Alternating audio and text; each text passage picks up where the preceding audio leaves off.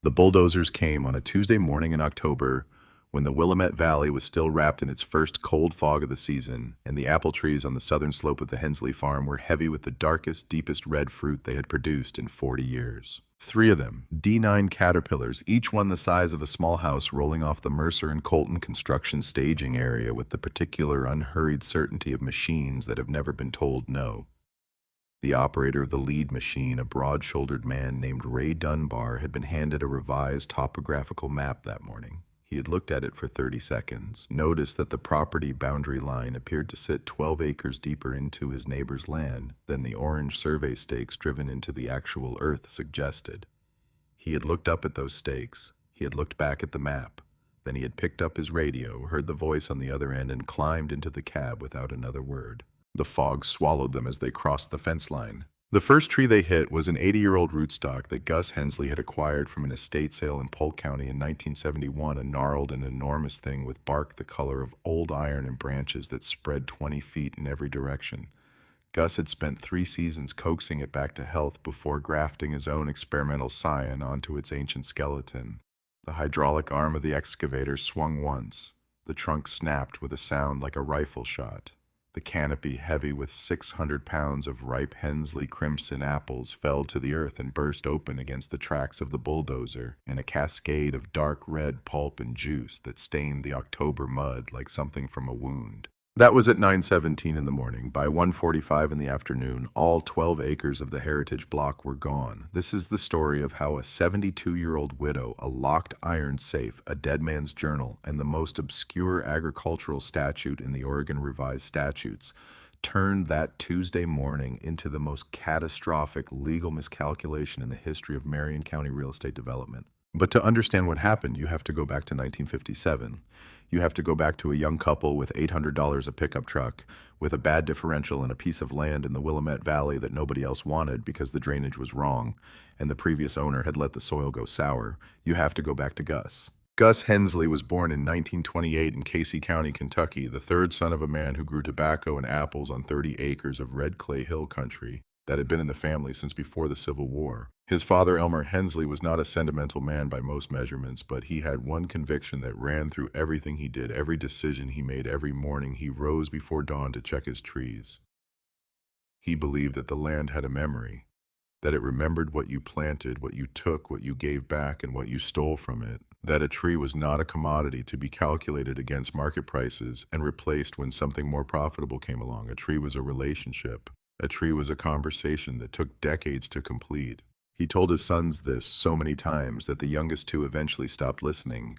Gus, the third son, the quiet one, the one who had inherited his father's hands and his father's patience, and not much else, listened every time. In 1949, Gus married Opal Combs from Adair County, a dark-haired woman with a carpenter's eye and a laugh that could stop a room. They were married in the Baptist Church in Liberty, Kentucky on a Saturday in June, and by the following spring, Gus was working at his father's orchard and saving every dollar that wasn't spoken for by rent and groceries and the occasional tire that gave out on the county road. They came west in 1957, not because of opportunity exactly, though opportunity was part of it. They came because Gus had read an article in a farming magazine about the Willamette Valley and the particular qualities of its volcanic soil, and something in that reading had triggered in him the same instinct that had driven his father to plant trees on red clay hill country that nobody wanted. He saw what others weren't seeing. He saw potential where the eye stopped looking. The 40 acres they bought north of Salem in the low hills east of the valley floor had been badly managed for 2 decades. The previous owner had grown row crops on land that wasn't built for row crops, had stripped the organic matter from the topsoil through chemical shortcuts, and had let the irrigation infrastructure deteriorate to the point where the south slope drained so poorly that winter rains left standing water for weeks. The selling price reflected all of this. Gus paid $3,200 for the land, the small clapboard cabin on it, and the dozen half-dead apple trees scattered along the eastern fence line that the previous owner had planted without much thought or knowledge. What the previous owner had not seen and what Gus saw on his first walk of the property was the soil structure underneath the damaged surface layer. The volcanic subsoil was rich and deep and largely undisturbed. The drainage problem was a matter of grade and channel, not geology. And those 12 half-dead apple trees along the eastern fence, which looked like candidates for the burn pile, were in fact survivors. They had been planted from old rootstock, the kind of material that was already rare in 1957 and would be nearly impossible to find within 20 years. Their canopies were sparse and their fruit production negligible, but their root systems were enormous, deep, and biologically complex in ways that Gus recognized from his father's orchard. He did not cut them down. He dug drainage swales along the south slope instead, hauling dirt by hand for the better part of the first 2 winters. He built a compost system from whatever organic material he could find, working the soil back to health one season at a time. He read everything he could get his hands on about pomology, the science of fruit growing, sending away for papers from Oregon State University, and corresponding with researchers whose names he found in the back pages of agricultural journals. He learned the vocabulary of rootstocks and scions of graft unions and bud take of resistance genetics and terroir expression. He was not a scientist. He was a Kentucky apple farmer with a high school education and a particular kind of intelligence that universities don't issue degrees for. But he had his father's patience, and he had time, and he had 40 acres of Oregon soil that was slowly coming back to life under his hands. The Heritage Block, the 12 acres on the southern slope that would one day be worth more per tree than most American families earned in a year, didn't begin as a heritage planting. It began as an experiment. Gus started acquiring old rootstock wherever he could find it, trading labor and skills and the occasional cord of firewood with aging farmers who had ancient trees they no longer knew what to do with. He was particularly interested in varieties that had fallen out of commercial favor, the ones that didn't ship well or ripen too slowly for industrial harvesting schedules or produced fruit that was too complex in flavor for mass market taste. He understood that commercial agriculture had been selecting for convenience for half a century, and that in doing so, it had quietly discarded hundreds of varieties that possessed qualities the market hadn't learned to value yet. By 1968, he had established what he called his research block on the South Slope, a collection of 43 trees representing 28 distinct varieties, most of them grafted onto the surviving rootstock from the original fence-line trees. The rootstocks were by then between 40 and 60 years old. They were not large by the standards of forest trees, but they were massive by orchard standards, their trunks thick as oil drums, their root systems extending deep into the volcanic subsoil in networks that no modern nursery tree could replicate. It was in this block that Gus began his most significant work. He had become interested through his correspondence with researchers at Oregon State in the emerging craft cider industry. In the mid-1960s, it was barely an industry at all, more an artisanal curiosity pursued by a handful of enthusiasts on the West Coast and in the Northeast.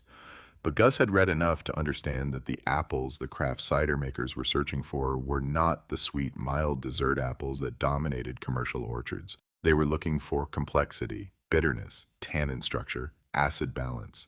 They were looking for exactly the qualities that the commercial market had spent 50 years breeding out of American apples. He had those qualities. He had them in spades. The variety that would eventually be registered under the name Hensley Crimson began not as a single variety, but as a series of crosses and back crosses that Gus conducted over 15 years, selecting each generation for the combination of traits he was after: late frost resistance to protect the blossoms in unpredictable Willamette Valley Springs deep red skin color for visual appeal, and a tannin and acid profile that produced in fermentation a cider of exceptional complexity and length.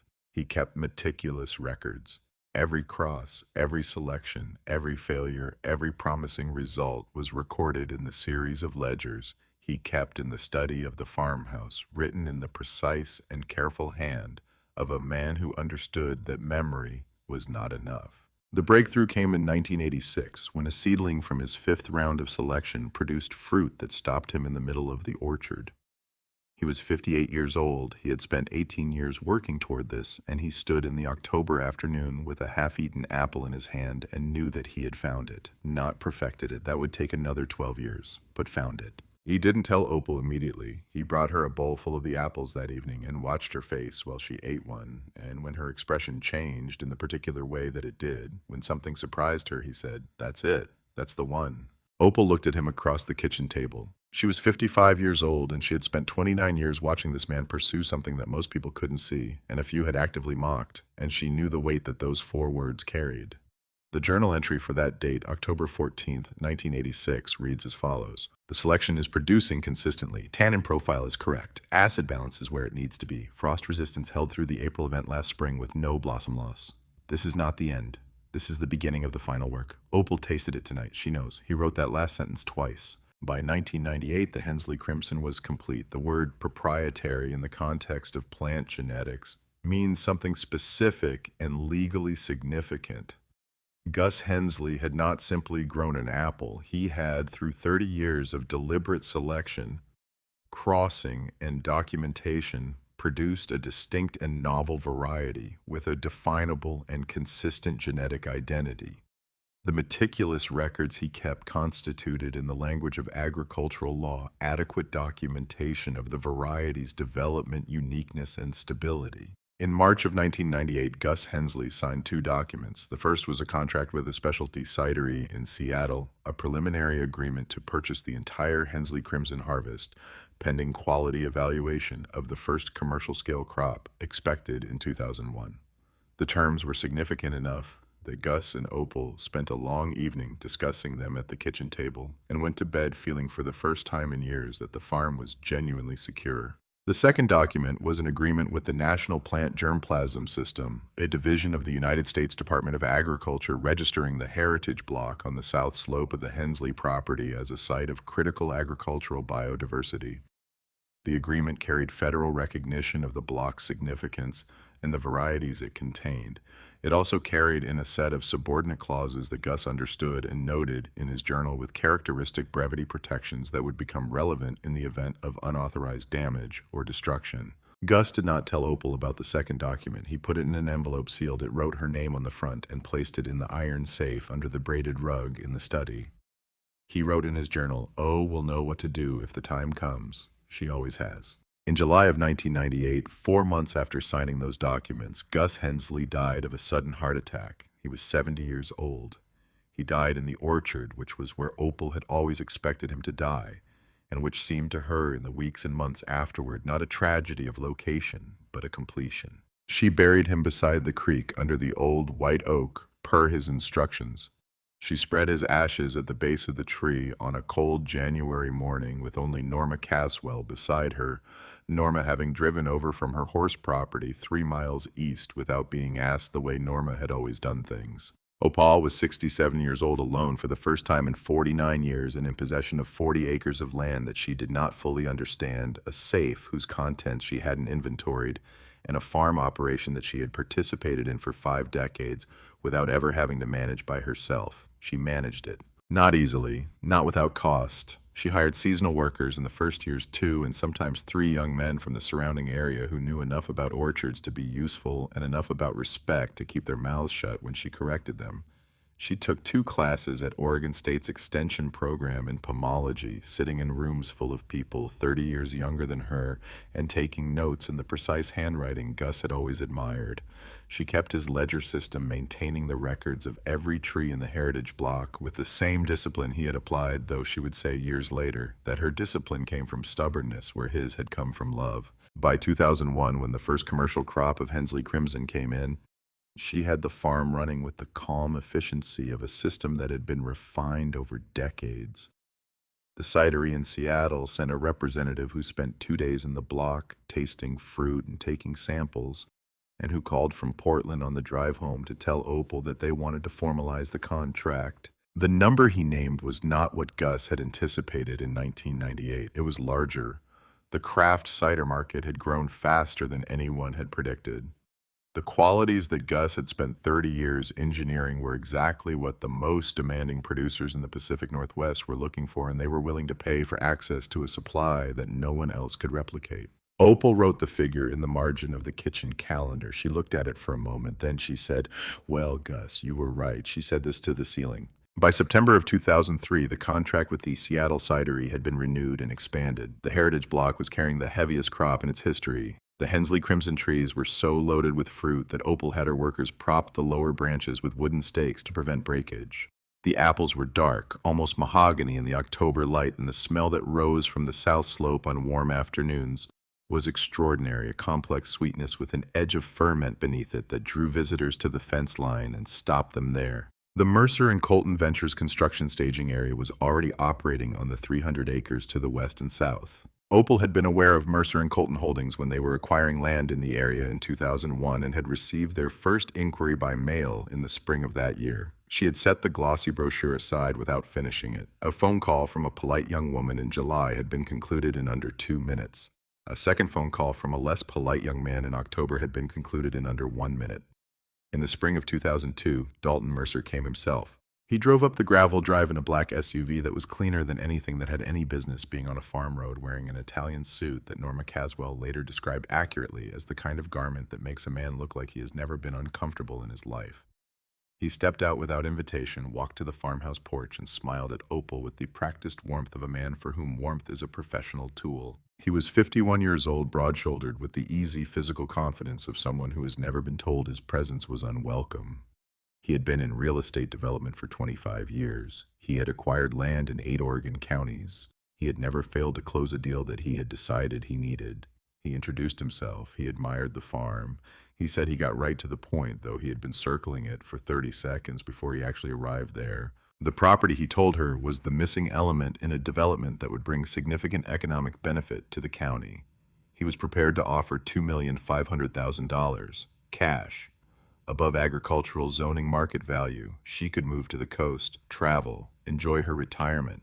Opal was sitting in the wooden chair on the porch, a mug of black coffee in her hands, her boots showing the clay soil of the south slope. She listened to all of it. She looked past him toward the heritage block where the branches of the oldest trees were already bending with the coming season's load.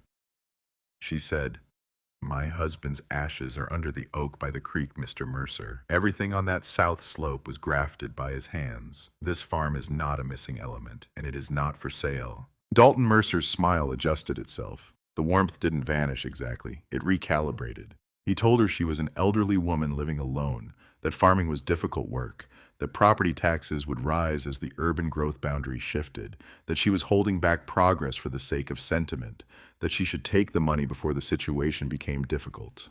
Opal set down her coffee mug. She looked at him directly. She said, "Are you threatening me, Mr. Mercer?" He said he was offering friendly financial advice. He said that Mercer and Colton always got the land it needed. He said they preferred to pay for it, but that they had ways of working around stubborn obstacles. He smiled one more time and walked back to his SUV and drove down the gravel drive and turned onto the county road. He did not look in his rearview mirror. Opal picked up her coffee and went back inside. She sat at the kitchen table for a while, not drinking, just sitting. Then she got up, went to the study, moved the braided rug, opened the iron safe, and looked at the envelope Gus had left her without opening it. She put it back and closed the safe. Not yet, she thought. Not yet. The campaign that followed was methodical and deliberate and designed to look like a series of unrelated misfortunes. In the fall of 2002, Mercer and Colton successfully petitioned the county to reroute a drainage canal on the property line. The rerouting was presented as a routine infrastructure improvement. The effect was to increase winter runoff onto the northern pasture of the Hensley farm, creating flooding in an area that had drained cleanly for 40 years. Opal's winter hay crop was destroyed. She had to purchase feed through the cold months at significant cost. In January of 2003, the Marion County Sheriff's Office received 4 anonymous complaints about noise from agricultural equipment at the Hensley property during pre-dawn hours.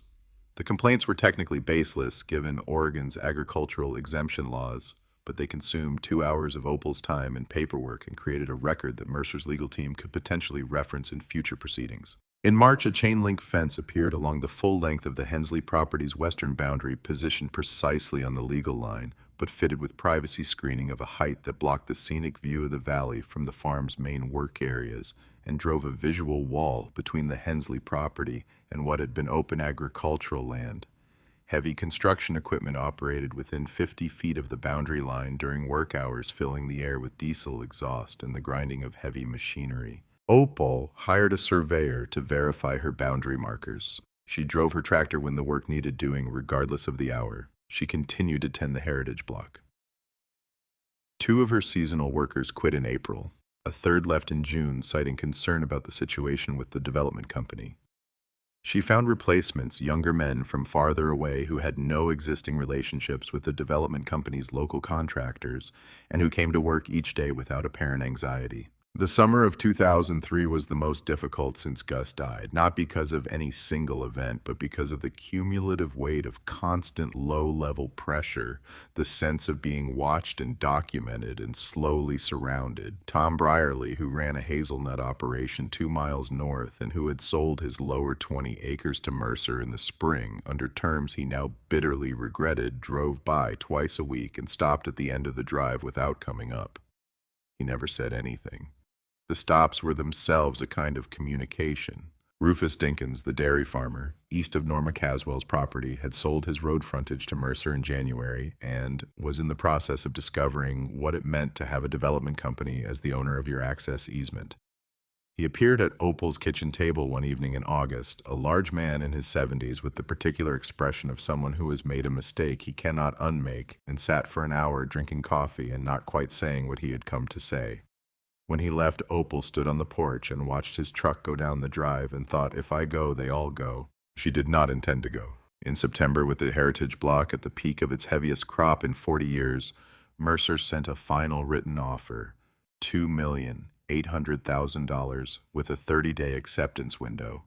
His attorneys had worded the accompanying letter carefully, noting that the company was proceeding with infrastructure planning regardless of the property's ownership status and that certain easement and utility corridor decisions would need to be made in ways that could significantly affect the farm's operational viability going forward. Opal read the letter at the kitchen table. She set it aside.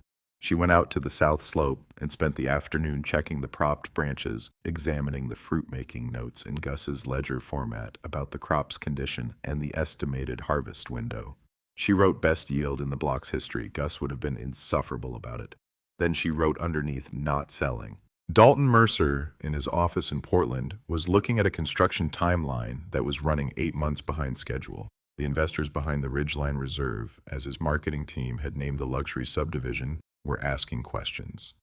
The Phase 3 infrastructure plan, which required running the primary sewage and utility lines through the south section of what was currently the Hensley property, had stalled completely. The alternative routing through solid basalt bedrock would cost $11 million more than projected and add 14 months to the schedule. Neither figure was compatible with the returns he had promised. He was done with patience. The plan he developed was not complicated. It depended on a gray area in subcontracting law and on the legal principle of plausible deniability. If an independent contractor working from maps provided by a third-party surveying firm were to inadvertently clear land that happened to be outside the contracted work area, the development company's liability would be limited to a civil fine for property damage. The standard assessment for agricultural timber damage was based on cordwood value. Old apple trees, by that measure, were worth approximately $12,000 to $15,000 for the cleared 12 acres. Mercer would offer a settlement, absorb the fine, and move forward. The key was the maps. If the maps showed a property line that placed the Heritage Block inside the work area, Ray Dunbar and his crew were simply following instructions. They were not responsible for the accuracy of the survey documents they were given. That responsibility fell on the surveying firm, which would be quietly dissolved within 30 days of the clearing operation. It was a clean plan. It had worked in variations before on smaller scales in 3 other counties. Mercer called Ray Dunbar on Sunday evening, October 5th, 2003. He outlined the job. He quoted a rate double Ray's usual day rate, plus a completion bonus wired before end of business the same day. He told Ray the work needed to happen on a Tuesday when the property owner would be away for 6 hours minimum. Opal Hensley had a cardiology appointment in Portland on Tuesday, October 7th. She had mentioned it to Norma in passing the previous week. Dalton Mercer had been monitoring the situation carefully. Opal left the farmhouse at 8:40 on the morning of October 7th, 2003. She waved to Norma Caswell, who was visible in her pasture 300 yards east, working with one of her horses. She drove her battered pickup down the gravel drive, turned onto the county road, and headed south toward the highway. 20 minutes after her taillights disappeared over the ridge, the first of the 3 D9 Caterpillars rolled through the chain-link fence on the western boundary, flattening the metal posts into the mud without slowing. Ray Dunbar had been up since 5. He had looked at the revised topographical map 4 times. He had compared it to the Orange Survey stakes twice. The map and the stakes did not agree. He had gotten Dalton Mercer on the radio and stated this plainly. Mercer's response was also plain. Ignore the stakes, clear the block. The lawyers will handle the widow. Double rate. Wire transfer confirmed for 5 o'clock. Ray Dunbar had a wife, a son in community college, and 2 outstanding equipment loans on machinery that was currently making him a living. He had never been to prison. He had never personally believed that the ends justified the means. He was also not in October of 2003 in a position to walk away from a double day rate and a wire transfer that would cover 3 months of equipment payments. He gave the signal. The machines moved forward. They worked for 4 hours and 28 minutes. The Hensley crimson trees were not like commercial orchard trees. Commercial orchard trees are planted for efficiency of management and harvest, selected to be productive, young, and expendable when a new variety comes along. They are grown to be replaced. The trees in the heritage block had been growing since before World War II. Their trunks were massive. Their root systems extended 12 and 15 feet into the volcanic subsoil in networks of branching and rebranching filaments that had been developing in some cases for a century. They were in the language of the ecologist individuals. The excavator arm did not treat them as individuals. It treated them as obstacles. The first blow against the largest Hensley crimson tree in the block split the graft union that Gus Hensley had hand-tied in 1982, severing in a single hydraulic stroke the connection between 20 years of his selection work and the ancient rootstock below it. The canopy fell in a slow arc and landed with a sound that was audible 300 yards away, where Norma Caswell stopped moving entirely and stood very still, with her hand on her horse's neck. She looked toward the south slope. She could see the tops of the machines above the fence line. She understood immediately what she was seeing. She went inside and called Opal's cell phone. Opal received the call at 2:15 as she was pulling into the farm's gravel drive after the 4-hour drive back from Portland. She had driven fast. Norma's voice on the phone had not left room for anything else. She didn't put the truck in park. She left it idling at the edge of the drive and walked on legs that felt wrong, too rigid, toward the ridge that overlooked the south slope. The machines were still audible. A blue haze of diesel exhaust hung in the October air above what should have been the green canopy of the heritage block. She reached the ridge. The breath went out of her as if she'd been struck. Where there had been a living orchard of extraordinary trees, there was bare, torn earth. The tracks of the machines had carved deep channels through the soil, exposing the subsoil in raw brown gashes. The trees that had taken decades to grow and decades more to bear fruit were piled in the center of the cleared area like debris, their massive trunks stacked at angles, their branches still carrying fruit that would never be harvested, the dark apples lying smashed and bleeding across the devastated ground. She saw the metal tags Gus had made to mark each tree, the numbered aluminum labels he had stamped himself and hung with care. Most of them were in the mud. One was still attached to a shattered branch that protruded from the slash pile, its identification number visible from where she stood. She went to her knees. The pain in her chest was not cardiac. She knew the difference. She had lived long enough with grief to know the difference between the heart breaking and the chest breaking, between what happens to the body and what happens to everything behind it. She stayed on her knees in the mud at the edge of what had been the heritage block for a long time, long enough for Ray Dunbar and his crew to load their equipment and begin moving back across the property line, long enough for Dalton Mercer's black SUV to appear at the top of the gravel drive and roll slowly across the newly flattened earth. He stepped out with the site foreman behind him and walked toward her wearing an expression that was designed to communicate concern. He said it was a terrible misunderstanding. He said his subcontractor had crossed the boundary line in error. He said he was absolutely sick about it. He reached into the breast pocket of his jacket and produced a check and extended it toward her, and he said that he knew the trees had sentimental value, but that legally speaking, agricultural timber was assessed by the court, and that the figure on the check represented a generous settlement for an honest mistake, $15,000. He was holding it out to her. His expression was calibrated and careful. At the corner of his mouth, very small, almost invisible, there was the beginning of a smile. Opal rose from her knees slowly. Her hands were black with the soil of the heritage block, the same soil she had been working beside Gus for 46 years. She stood upright. She looked at the check in Mercer's extended hand without taking it. She looked past him at the slash pile. She saw the metal tag on the protruding branch. She walked to it. She pulled the tag free of the broken wood. She turned it over in her hands. On the back, stamped into the aluminum in the same press Gus had used for every tree in the block, was an identification code she had seen thousands of times in his ledgers.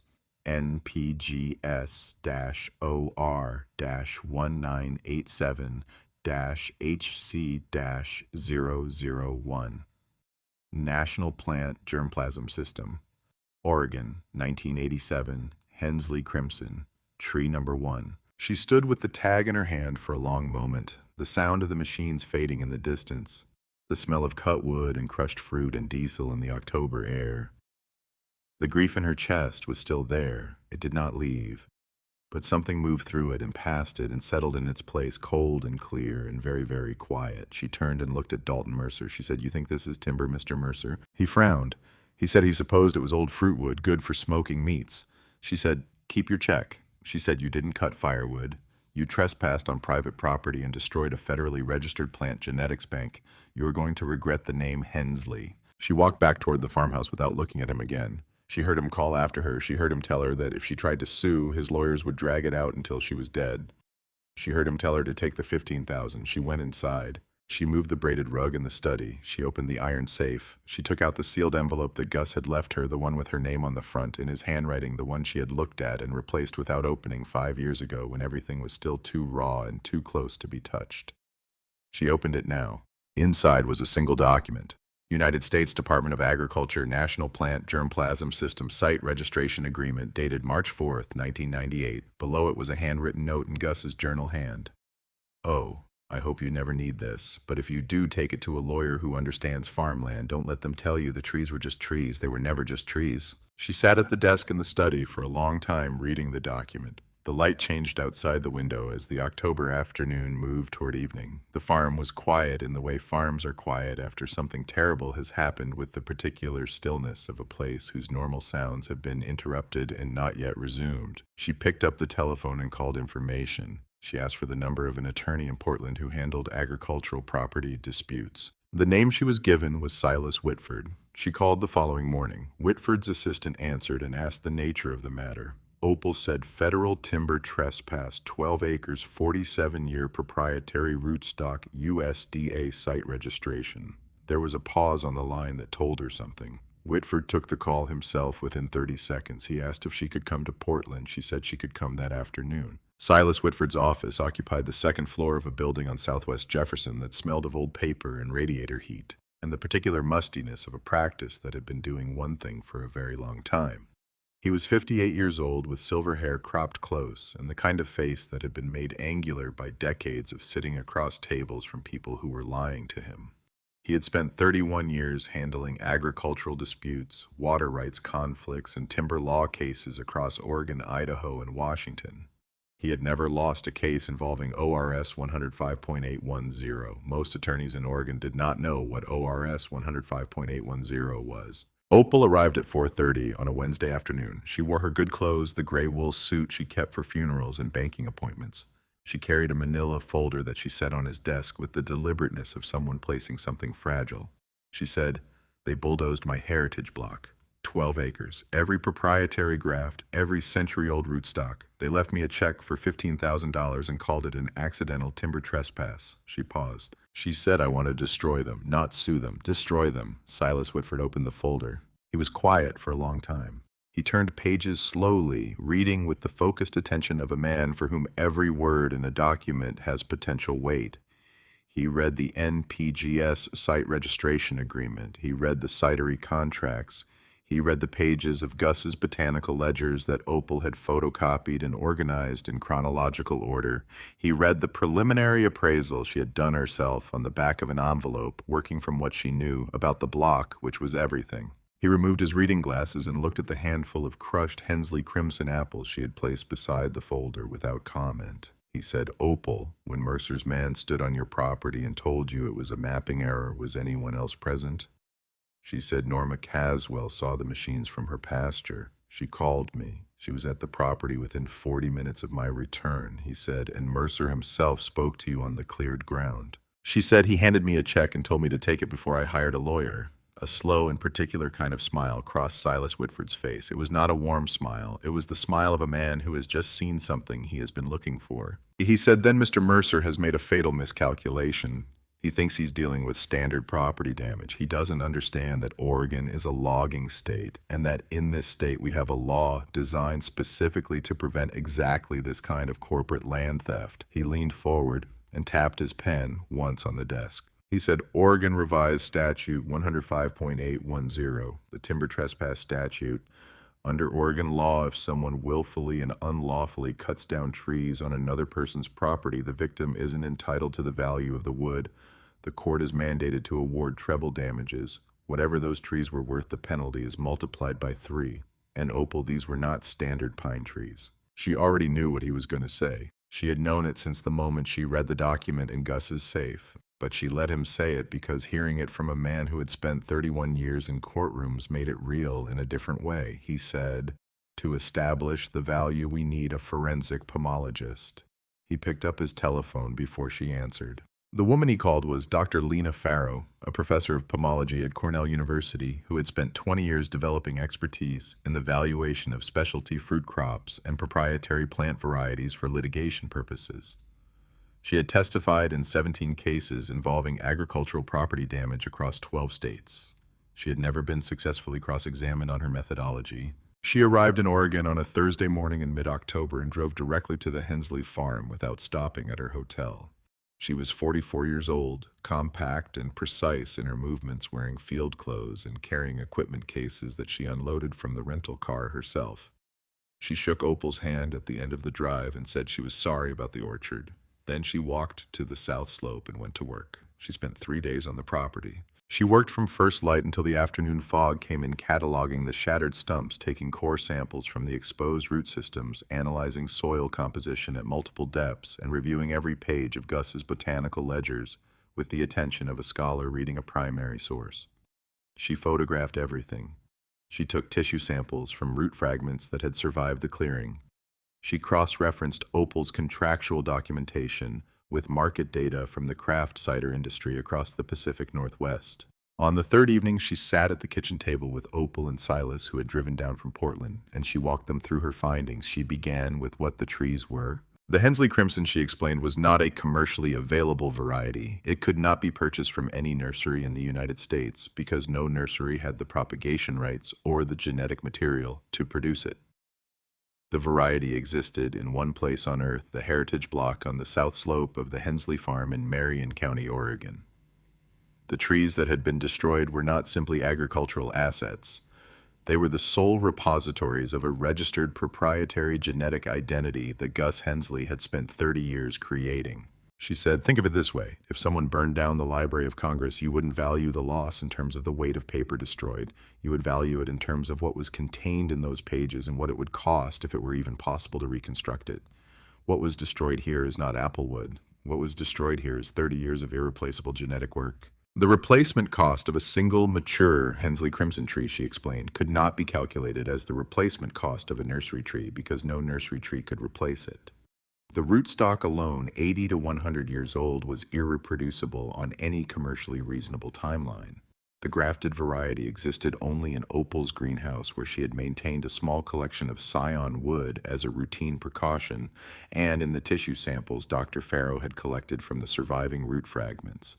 It would require a minimum of 15 years of careful work to reestablish the variety in productive-bearing trees, assuming ideal conditions and no setbacks. She calculated the value of each destroyed Hensley Crimson tree at $42,000, accounting for replacement cost of rootstock, loss of genetic intellectual property, and 20 years of projected revenue from the executed cidery contract.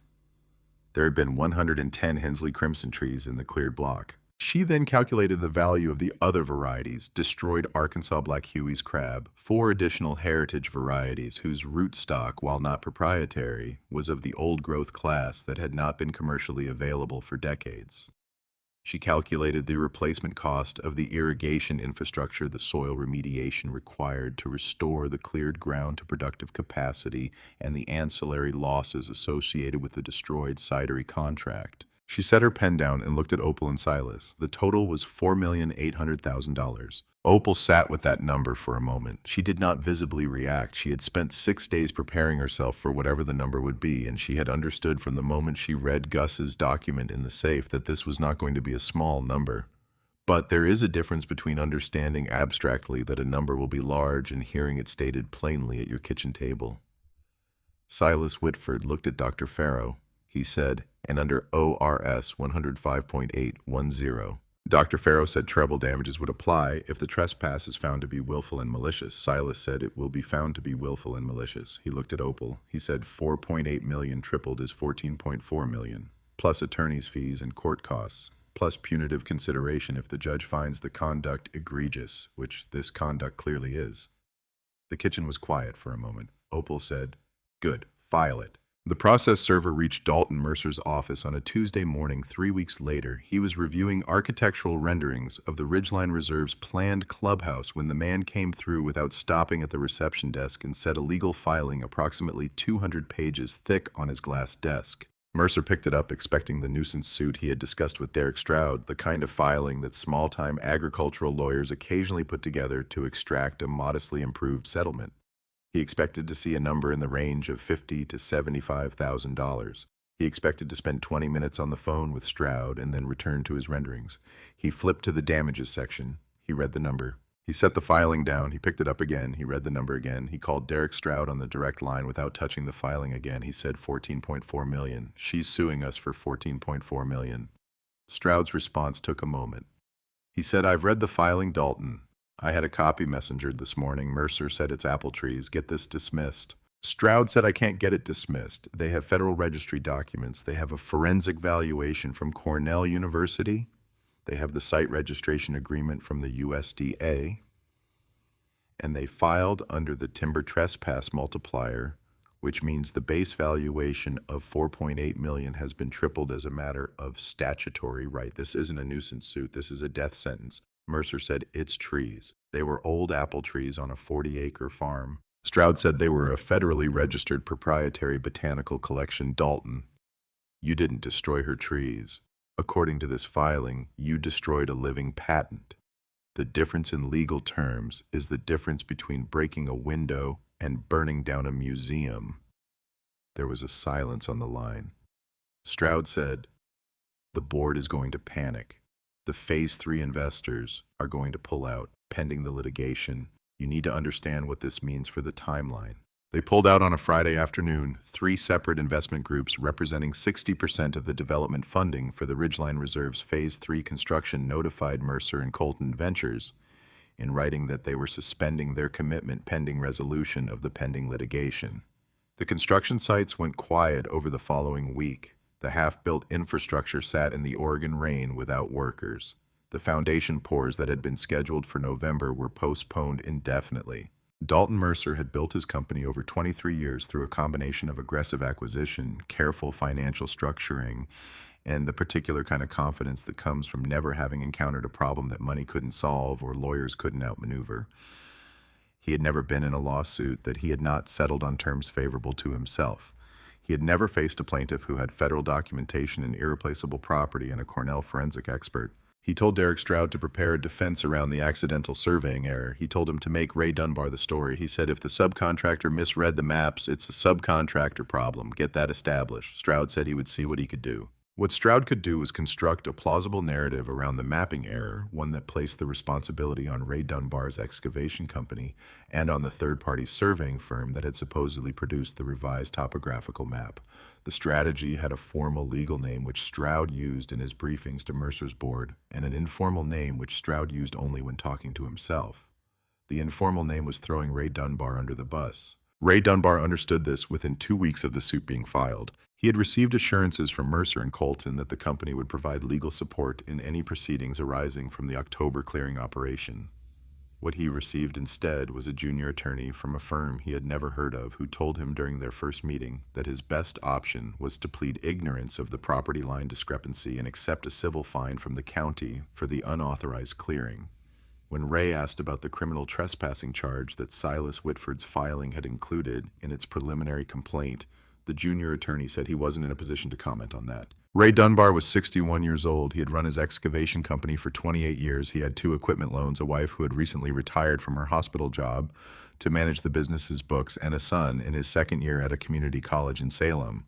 He had never been charged with a criminal offense. He had understood when Dalton Mercer offered him a double day rate and a wire transfer bonus that he was being asked to do something that was not entirely clean. He had told himself that if the maps showed the line where Mercer said it was, then he was just following instructions from a client who was providing him with survey documents. He had told himself that the documentation was someone else's problem. He had told himself a number of things on the morning of October 7th, 2003, standing outside the courthouse in Salem on a Wednesday afternoon in November, looking at a copy of the court filing that identified him by name as a primary defendant in a $14 million lawsuit. He was no longer telling himself those things. He called Silas Whitford's office from the courthouse steps. The conversation was brief and specific. Ray Dunbar told Silas Whitford that he had a recording of the radio communication with Dalton Mercer on the morning of October 7th made on his personal handheld radio recorder, a device he had started carrying after a previous client had disputed his billing. He said the recording included Mercer's explicit instruction to disregard the survey stakes. He said he also had the original wire transfer confirmation for the double day rate and the bonus payment deposited before 5 o'clock on the day of the clearing as Mercer had promised. He said he wanted a deal. Silas Whitford drove to Salem the following morning. The community subplot was also developing in directions that Dalton Mercer had not anticipated. Tom Brearley had lived in the Willamette Valley for 37 years. He had sold his lower 20 acres to Mercer in the spring of 2003 under financial pressure that he had not fully disclosed to his family, and he had spent the subsequent months watching the construction activity on what had been his land, with the particular misery of a man who has done something he cannot undo. He was 68 years old, a large, deliberate man who had been raised in a family that did not discuss regret. When the lawsuit was filed and the details began circulating through the farming community via the informal channels that carried news in rural Oregon, Tom drove to the Hensley farm on a Tuesday evening and sat at Opal's kitchen table for 40 minutes drinking coffee and not quite saying what he wanted to say. What he eventually said was that he had witnessed Mercer's representatives conducting what he now understood to be a systematic campaign of harassment against at least 4 properties in the area over a period of 18 months, and that if documentation of that pattern would be useful, he had some of it. Rufus Dinkins came 2 days later with more. Rufus was a large man in his early 70s who had spent his life in dairy operations and who was constitutionally opposed to what he called complications.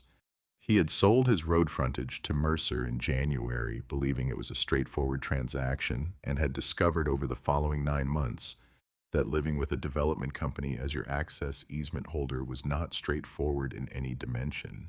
He had retained copies of every communication from Mercer and Colton's legal department because his wife Edna had told him to keep everything, and Rufus had learned 40 years ago that Edna's instincts on paperwork were reliably correct. Silas Whitford added their documentation to his file. The picture that emerged from the combined documentation was not of a development company that had made an innocent mapping error. It was of a company with a consistent pattern of acquiring land through a coordinated sequence of legal pressure, regulatory manipulation, and strategic harassment designed to reduce the financial resilience and morale of target property owners over time until they became willing to sell.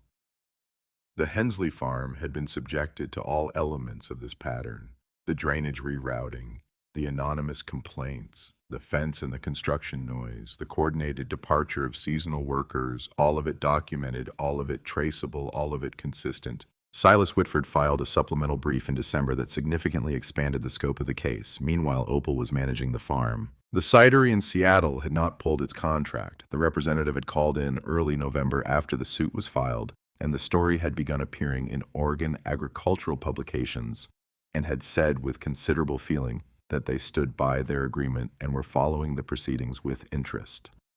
Opal thanked him and hung up and sat for a moment in the study where Gus's ledgers still occupied their shelf in chronological order, and thought about what it meant that a man she had met twice had more faith in her farm than a billion-dollar development company had in its own legal position. She had the farm's greenhouse, a structure Gus had built in 1993 to extend the growing season and maintain his experimental seedlings. In the greenhouse, she had maintained as a matter of habit rather than foresight a collection of scion wood from the Hensley crimson trees. The scion wood had been collected in late winter before the bulldozers came as part of her routine annual practice. It was not enough to reestablish the block immediately. It would require years of careful propagation work, but it existed, and Dr. Farrow had told her that the tissue samples from the surviving root fragments in the cleared ground offered an additional avenue for genetic recovery. Opal spent her mornings in the greenhouse in those winter months, checking temperatures and humidity and the condition of the stored scion material. The work was familiar and repetitive, and required the kind of attention that leaves no room for other thoughts. She found this useful. She found it useful in the same way that Gus had found it useful to spend hours in the orchard during difficult periods, moving from tree to tree with his ledger and his pencil, recording what he saw with the discipline of a man who understood that the present moment was the only one available for the work that needed to be done. She was 72 years old, and she had lost the orchard that Gus had spent his life building, and she was taking apart a development company's legal strategy with a Salem lawyer and a Cornell professor and a disgruntled subcontractor's audio recording. She was doing it the same way Gus had done everything worth doing, one task at a time, one day at a time.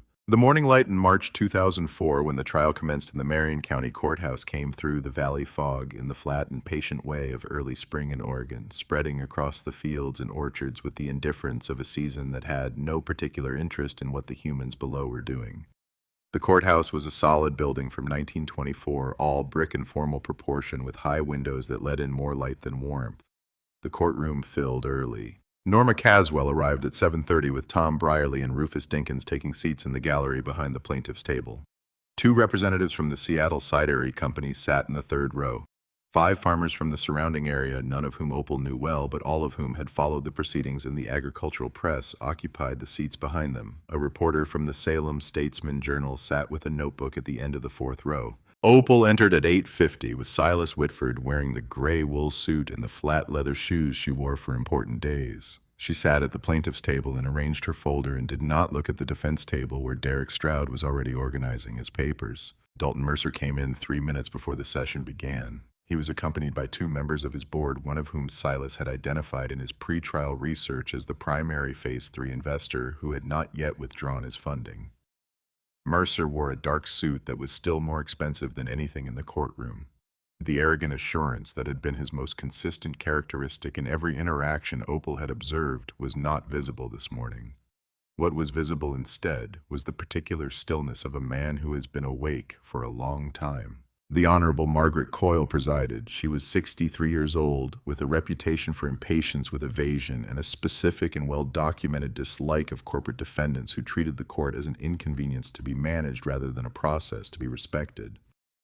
She had read the full briefing over the previous week. Her expression as she entered the courtroom and surveyed the assembled parties communicated that she had formed opinions and was prepared to have them confirmed. Derek Stroud opened for the defense with a measured and professionally constructed argument. The incident on October 7, 2003 had been a tragic but unintentional surveying error, the kind of mistake that occurred in large-scale development operations, where multiple subcontractors were working from independently produced mapping documents. His client had responded immediately and in good faith, offering a settlement figure consistent with standard industry practice for accidental timber clearing. The plaintiff's valuation of $4.8 million was based on speculative future revenue projections and the contested claim of proprietary status for what were at root apple trees grown on a private farm. The treble damages provision of ORS 105.810 applied to willful and malicious trespass, a standard that had not been and could not be established given the nature of the error. It was a competent argument. It was the argument that might have been effective in a case involving standard commercial timber and a less documented plaintiff. Silas Whitford's opening was shorter. He said, "The defense will tell you this was a mistake. The evidence will show you it was a plan. And I will show you the text message where the defendant told his subcontractor to ignore the survey stakes, bulldoze the trees, and let the lawyers handle the old bat. Those are the defendant's words. We have them. You will see them." The courtroom absorbed this quietly. Stroud's expression did not change, but one of the board members behind Mercer leaned forward and said something in a low voice that Mercer appeared not to hear. Silas called Norma Caswell to the stand on the first day. She described what she had seen from her pasture on the morning of October 7th.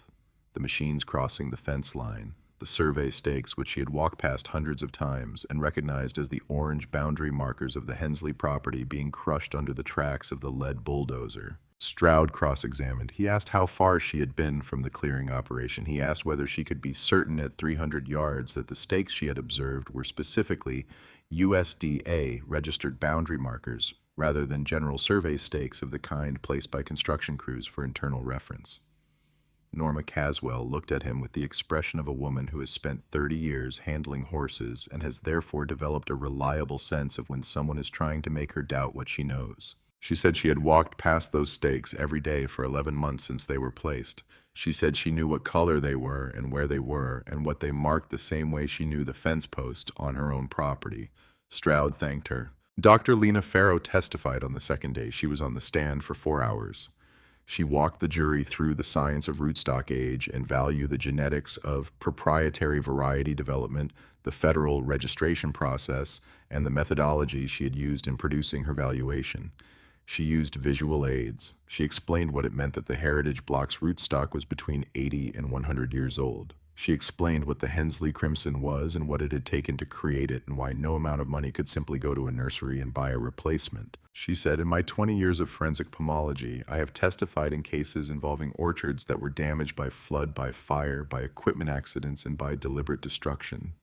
I have never been asked to value a loss of this specific character because I have never encountered a case where what was destroyed was not a crop, but a lifetime of scientific work embodied in living organisms that existed in no other form on Earth." Stroud's cross-examination of Dr. Farrow lasted 2 hours and accomplished nothing of consequence.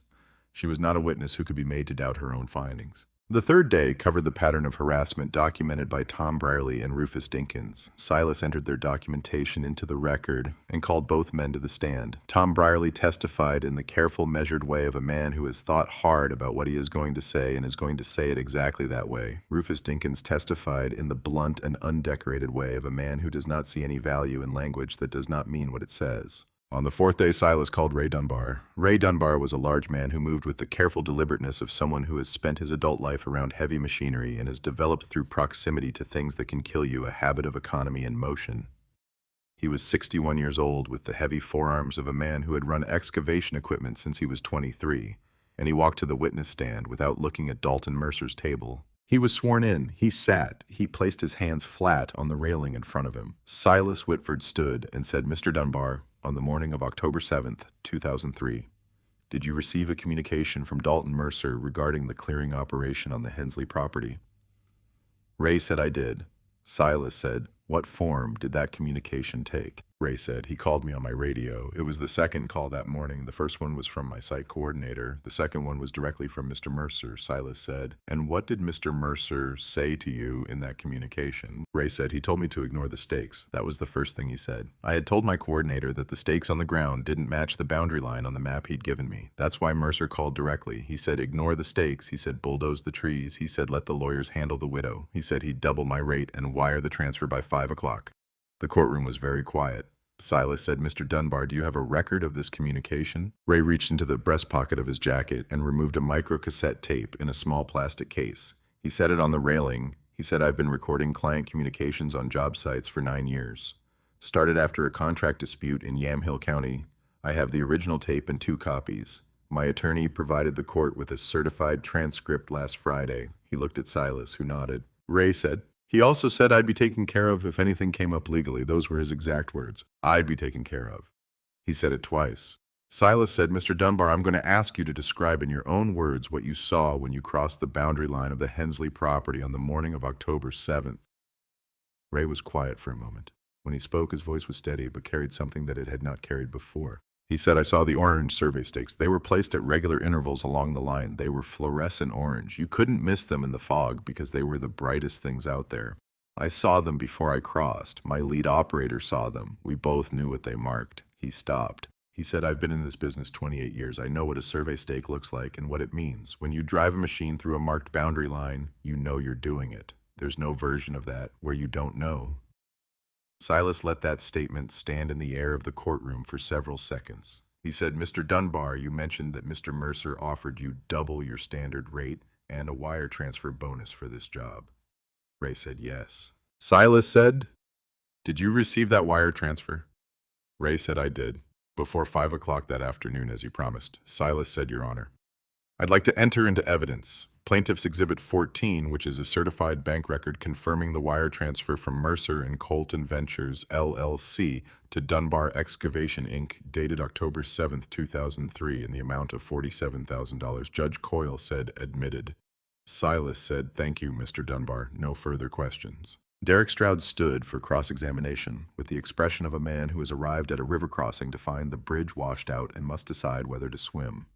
He was a competent attorney, and he had known since the morning of the fourth day when he received Silas Whitford's final witness list and saw Ray Dunbar's name at the top that the morning was not going to be good. He had spent the previous evening working through his options. The options were limited. He said, "Mr. Dunbar, isn't it true that you had financial incentive to cooperate with the plaintiff's legal team rather than the defense?" Ray said, "I had incentive to tell the truth before I lost my contractor's license and my freedom." Mr. Mercer's lawyers made it clear they were going to make this my fault entirely. That clarified my thinking. Stroud said, "You're not a lawyer, Mr. Dunbar. You may have misunderstood the nature of your legal exposure." Ray said, "I understood the nature of a man who promised to take care of me and then sent me a junior lawyer from a firm I'd never heard of and told him to tell me to plead ignorance." Stroud moved on. He asked about the timeline of events, the visibility in the fog, the specific sequence of radio communications. Ray answered each question with the flat precision of a man who had gone over these events in his own head several hundred times and had no uncertainty left about any of it. Stroud concluded his cross-examination in 40 minutes. When he sat down, the board member who had been leaning forward behind Mercer stood up, gathered his briefcase, and walked out of the courtroom. He did not come back. On the fifth day, Silas called Opal Hensley to the stand. She walked from the plaintiff's table to the witness stand with the steady composure of a woman who had decided exactly what she was going to say and was prepared to say it without amendment. She was 72 years old in her gray wool suit, and she sat in the witness chair with her hands in her lap and looked at Silas Whitford with the calm attention of someone who is prepared to say exactly what is true and not one word more. Silas took her through the history of the farm, slowly and carefully. He wanted the jury to understand what they were deciding about, not just in legal terms, but in human ones. He asked her about Gus. He asked about the rootstock, the research block, the 30 years of work that had produced the Hensley Crimson. He asked her to explain in her own words what made the heritage block different from a conventional orchard. She said, "Every other orchard you've ever seen, the trees were bought from a nursery. They were produced to a commercial standard. If you wanted more of them, you called the nursery. Gus's trees couldn't be bought from anywhere because they didn't exist anywhere except on our south slope. He made them out of existing material, the same way a craftsman makes something out of raw wood. The difference is that a craftsman's work sits on a shelf. Gus's work was alive. You can't make a copy of something living in the same way you can copy a piece of furniture." A juror in the second row, a retired man in his mid-60s, wearing a flannel shirt and the hands of someone who had spent his life in physical work, was watching her with the unguarded attention of a person who is hearing something he already understood articulated for the first time. Silas asked her about the morning of October 7th. She described coming home. She described the ridge. She described what she saw when she looked down at the south slope. She described it with the same flat and specific language she used for everything, without embellishment, without emotional performance, and the restraint of her telling somehow made it worse than elaboration would have. The jury heard a woman describing the destruction of 46 years of her husband's work, the way she would describe an account of something she had read in a report. And the gap between the emotional weight and the quiet voice that carried it was in the courtroom silence its own form of devastation. Silas asked her about the check. He asked her to describe the interaction with Dalton Mercer on the cleared ground. She said, "He handed it to me and said the trees were good firewood." There was a smile at the corner of his mouth. She looked at the jury. She said, "My husband spent 30 years making those trees. He didn't do it for money. He did it because he believed that the land deserves the best you can give it and that what you put into it belongs to the future as much as to you." Dalton Mercer looked at that 30 years of work and saw firewood. She stopped. She said, "That's what he thought we were. Firewood." The courtroom held that for a moment. Stroud's cross-examination was brief and did not improve his position. He asked about the NPGS registration document, suggesting that the federal protection was a technicality that Opal had not been aware of until after the clearing. She said she had become aware of the document the evening of October 7th, and that its existence did not change the nature of what had been done, only the legal consequences.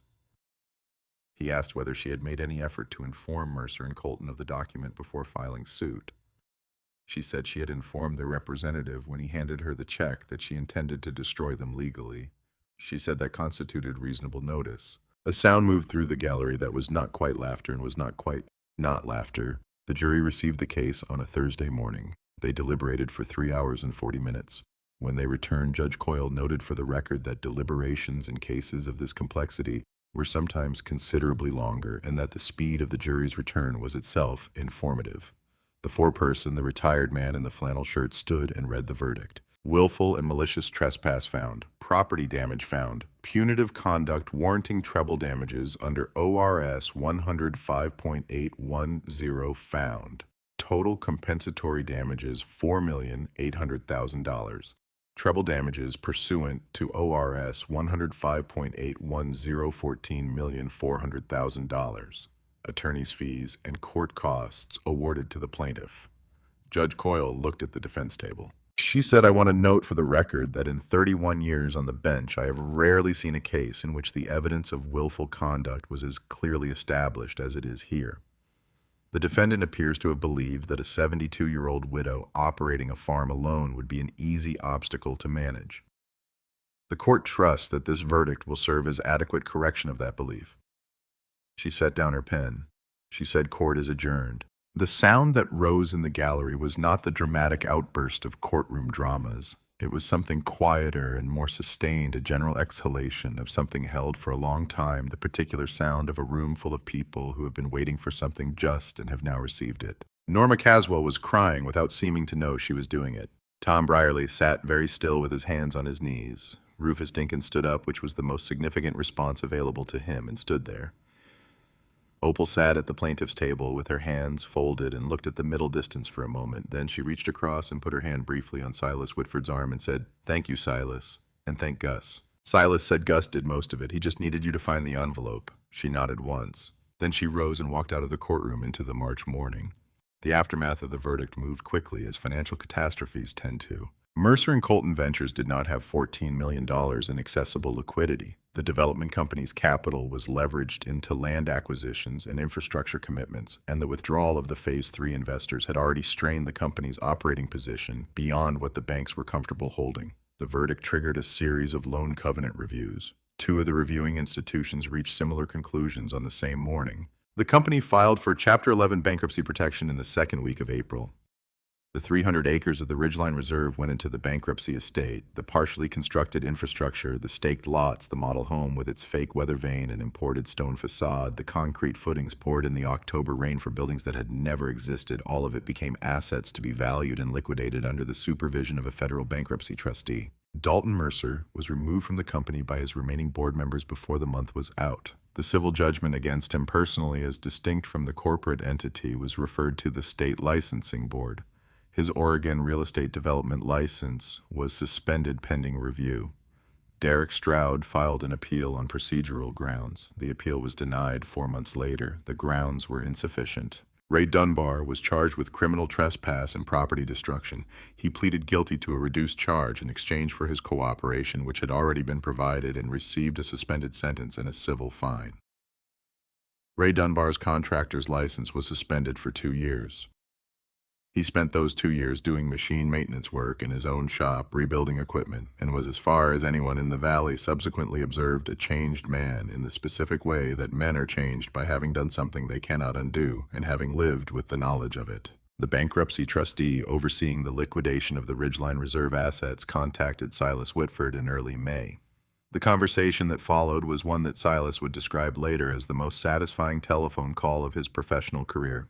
He called Opal immediately afterward and asked her if she was sitting down. She said she never sat down in the middle of the day, and he should just tell her. He said the 300 acres of the Ridgeline Reserve are going to auction in August. Assessed value is approximately $8.2 million.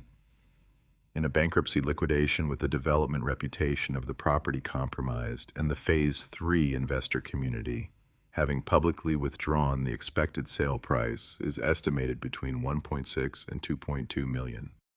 Opal said, "And we have $14.4 million in judgment funds." Silas said, "We have $14.4 million in judgment funds, plus we are first in the payment priority as the judgment creditor." He let her do the arithmetic. She said, "How much land does that make total?" Silas said, 300 acres of former development land plus your original 40.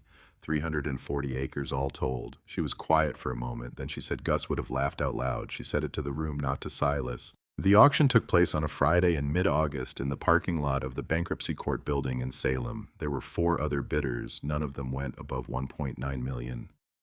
Opal Hensley, represented by Silas Whitford, paid $1,840,000 for the 300 acres that Dalton Mercer had spent 2 years assembling. She drove out to the property that afternoon. She parked her truck at the top of the ridge that overlooked the former construction staging area and walked the ground, slowly moving through the half-cleared acres with the same surveying attention she had watched Gus give new ground for 40 years. The Mercer and Colton equipment had been removed as part of the bankruptcy liquidation. What remained were the visible scars of construction, the raw soil of the staging areas, the concrete footings that would need to come up the utility trenches that had been dug and then abandoned when the project collapsed. The land had the look of something interrupted in intention that had been stopped before it could complete itself. She walked for 3 hours. She arrived back at the truck in the late afternoon when the light was coming at the low angle that turned the valley below the color of old wheat, and she sat on the tailgate for a while looking at the landscape that now belonged to her. Tom Brierley's hazelnut operation was visible to the north, the rows of trees in their late summer fullness. Rufus Dinkins' dairy was a quarter-mile east of the barn's metal roof, catching the afternoon light. Norma Caswell's fence line ran along the eastern edge of the property, and one of Norma's horses was visible in the pasture, moving slowly along the fence with the patient self-sufficiency of a large animal that has learned that its needs are reliably met. Opal thought about Gus, not about his death, which was the thing she usually had to work past in order to reach him, about the man himself, about the version of him that existed in the journals and the ledgers and the botanical records, the version that had spent 30 years on a south slope in Oregon, making something that no one else could make and leaving it with characteristic precision in a form that would outlast every threat to its existence. She thought about the document in the sealed envelope, the federal registration. He had signed it in March and died in July, 4 months later. And she had always understood that the timing was purposeful in the way that Gus's timing was always purposeful, never accidental, never sentimental. He had not been protecting the trees in a vague, hopeful sense. He had been protecting them specifically from the specific kind of threat he apparently understood was coming in the specific legal language that would make the protection effective. A man she had been married to for 49 years. She had never stopped learning what he had been doing. The demolition crew she hired in September took 6 weeks to remove the concrete footings and the model home and the 2 miles of utility trench.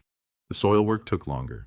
She contracted with the Oregon State University Extension Service and with Dr. Lena Farrow's network at Cornell to assess the land's condition and develop a restoration and planting plan. The volcanic subsoil on the former Mercer property, she was told, was structurally similar to what existed under the heritage block, a fact that she received without surprise and with something that was close to satisfaction. The propagation of the Hensley crimson from the scion wood she had collected and the tissue samples from the surviving roots had been underway since November of 2003, managed by Dr. Farrow's team in collaboration with Oregon State. The process was slow. Rootstock trees of the kind Gus had used had to be grown from collected material, carefully selected and allowed to develop for a minimum of 3 to 5 years before grafting. The grafted trees would require another 8 to 10 years of growth before bearing at commercial scale. Opal Hensley was 72 years old. She knew exactly what she was building and for whom. The first planting day was a Saturday in October of 2004, exactly 1 year after the bulldozers. The morning was cold and clear, the kind of Oregon fall morning that arrived as if the sky had been cleaned, the light coming sharp and long across the valley. Opal was at the south slope of the new land before 7, before anyone else, standing in the frost-stiffened grass at the edge of what had been the Mercer staging area, looking at the ground that had been stripped and treated and prepared for trees. Tom Brierley arrived at 7:15 with his truck and his 2 sons, who were in their 40s and who had grown up on the hazelnut farm and knew what they were doing with their hands. Rufus Dinkins came with his son-in-law and a truck bed full of equipment. Norma Caswell brought 4 workers from her property and the kind of coffee that Opal associated with people who understood that outdoor work in October required commitment from the first cup. Dr. Farrow had flown in from Cornell. She arrived with a graduate student and a car full of planting materials and documentation. The young trees were small. That was the truth of it, the thing that required adjustment in every observer who had come expecting something more immediately impressive. They were rootstock seedlings, 3 years old, barely knee-height, looking not much like the dominant and ancient things that had occupied the heritage block, and certainly not like the source of a $14 million lawsuit. But Opal had been watching small trees become large ones since 1957. She knew the timeline, and she had no argument with it. They planted that day for 10 hours. 312 trees, a combination of rootstock seedlings for the long-term restoration of the Hensley Crimson, and established grafts of other heritage varieties from the propagation program trees that would bear fruit in 3 to 5 years, and provide the block with production continuity while the primary restoration proceeded. The work was systematic and physical and conducted mostly in silence, the way work of that weight tends to be conducted. At the end of the day, when the light was going and the valley below was filling with the low purple of an autumn dusk, Opal walked the length of the new planting. 312 small trees in their lines, staked and mulched and set into the volcanic soil that Gus would have approved of, the soil that had the right structure and the right depth and the right memory. She stopped at the end of the row nearest the old property line. She stood for a moment with her hands at her sides. She said quietly to the darkening valley and the first stars appearing above the ridge and the particular piece of ground that she and Gus had turned into something that now covered 340 acres of it. "All right, Gus. We're planted." In the years that followed, the Gus Hensley Pacific Northwest Botanical Sanctuary grew with the deliberate patience of the man whose work it honored. By 2007, Oregon State University had established a formal research partnership with the sanctuary, assigning graduate students to the restoration project each season and contributing to the documentation and academic preservation of the variety's development history. Gus's botanical ledgers were digitized and archived. His records became a teaching document used in Oregon State's pomology curriculum as a model of long-term, systematic variety development. By 2008, the first grafted trees of the restored Hensley Crimson were producing fruit. It was not the full production of the mature heritage block, not yet, not for many more years. But the fruit was correct. Dr. Farrow confirmed it in a technical report that used language she later admitted was more emotional than scientific. The genetic identity of the Hensley Crimson had been preserved. The flavor profile, the tannin structure, the acid balance, the frost resistance that Gus had spent 15 years selecting for was present and intact in the restored trees. The work had come through. The cidery in Seattle released its first Hensley Crimson cider in the spring of 2009. They sent Opal 12 cases and a letter that she kept in the desk drawer in the study on top of Gus's journals. Tom Brierley's operation continued north of the property line, his two sons increasingly involved in the management. Rufus Dinkins retired from daily dairy operations in 2006 and appeared at the sanctuary on planning days with the reliable regularity of a man who has decided that this is where he is needed and has no intention of discussing it further. Norma Caswell remained as she had always been, the neighbor who appeared without being asked when something needed to be done. Silas Whitford drove down from Portland every spring to walk the orchard. He did not charge for these visits. He said he owed Gus Hensley an apology for having doubted very briefly in October of 2003 that the case was as strong as it was. Opal told him he was welcome anyway. On a morning in October of 2009, 6 years after the bulldozers, Opal Hensley walked the full length of the sanctuary. She was 78 years old, and she moved more deliberately than she once had. But the quality of her attention to the ground and the trees was unchanged, the same comprehensive and patient observation that Gus had taught her by example over half a century. She stopped at the spot on the south slope where the first Hensley Crimson tree had stood, the 80-year-old rootstock that the excavator had taken with a single blow on the morning of October 7, 2003. In the years since the clearing, the root system of that tree had not died entirely. The volcanic subsoil had preserved the lower root mass, and from it, encouraged by Dr. Farrow's team, and by the conditions that Dr. Farrow had described as remarkable, 3 shoots had grown in the season since the clearing. They were not large. 12 years would pass before they bore fruit at commercial scale. But they were alive, and they were Hensley Crimson, and they had grown from the roots that the bulldozer had not been able to reach. Gus had built the heritage block knowing that depth was the only guarantee. He had planted into volcanic subsoil at depths that made commercial orchardists raise their eyebrows, feeding root systems that went far enough down to be beyond the reach of anything happening at the surface. It was the same instinct that had led him to register the block with the federal germplasm system, the same understanding that anything worth building needed to be protected at a level that ordinary threats could not access.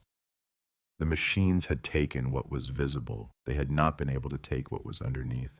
She stood at the base of the 3 young shoots for a long time. Then she reached into the breast pocket of her jacket and took out the metal identification tag she had pulled from the wreckage of the slash pile on the afternoon of October 7th, 2003, the tag she had been holding when she told Dalton Mercer what he had really done.